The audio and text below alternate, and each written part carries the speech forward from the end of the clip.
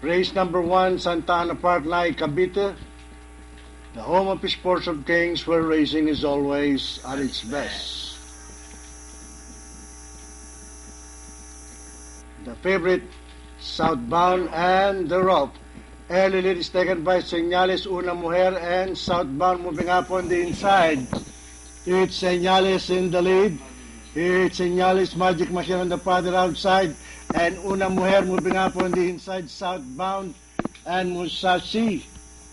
And at the mid-back stretch, Magic Machine on the outside, Señales in between horses, and moving up on the inside is Una Mujer, Southbound and Musashi. And at the far turn is Magic Machine on the outside, Señales running in second by the rail, and Una Mujer, Southbound, Musashi, Dan Scottick, and Early Glittering. And at the last bend for home, it's Magic Machine on the outside, Señales by the rail in second, and Southbound moving up on the inside, Musashi. And into the home stretch, Señales on the inside, Magic Machine. It's Señales, Southbound moving up now on the inside. It's Señales and Southbound moving up by the rail.